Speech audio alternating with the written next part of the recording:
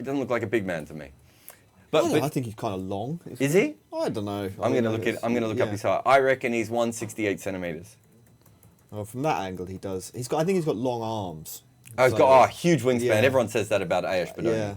Yeah, but maybe the headspan. Height. He's 168 centimeters. What did I say? That's very good. Yeah. Is there a market for betting on heights, Rob? So it's something that they've just started recording for everyone because They it have. really makes a difference now. Because the no ball is decided on how tall you are, and so now they're recording every batsman's height.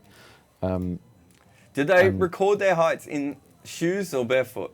I assume shoes. This is something that I have not done the stats. Because on. you know this causes chaos in the NBA.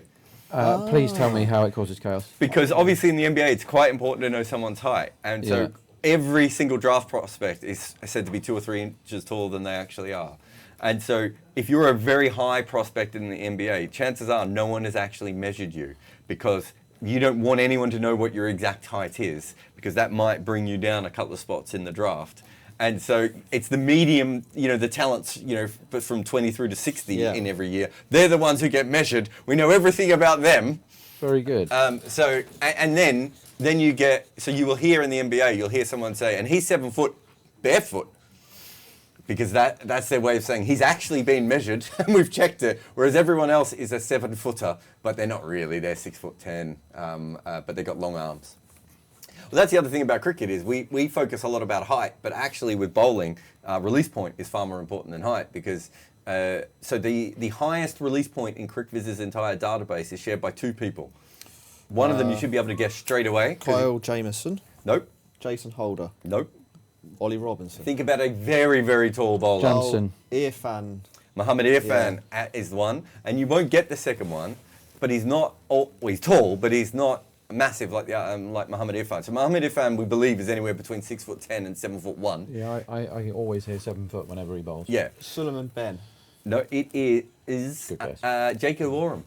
Oh, I can believe that. Oram he was a long man. Well, Jacob Oram says he stood. I've talked to Oram about this, and he said he stood next to Mohammed Irfan, and he said he's about a foot taller than me. Wow. And he said so we worked out that Oram either has very long arms or he stayed very upright when he bowled, or a combination of both. Yeah. And Ollie Robinson's the same, because Ollie Robinson's not massively tall. There are taller guys than Ollie Robinson. So we talk a lot about height in cricket, but actually release point from bowlers is far more important.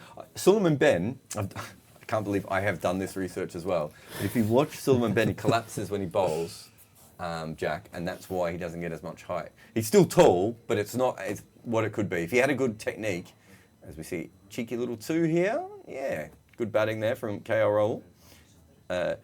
So with Suleiman Ben, you do get a bit of a degrade, and that's what we're talking about though, because there are tall bowlers who don't particularly use their height very well, and there are other tall bowlers who stay up very strong, and then there is the wingspan aspect of it. So Akshar Patel is a perfect example of someone who's not particularly tall, but has great wingspan and doesn't lose any height because he stands up really strong. Now, I'm not going to get into the biomechanics of why left-arm bowlers collapse.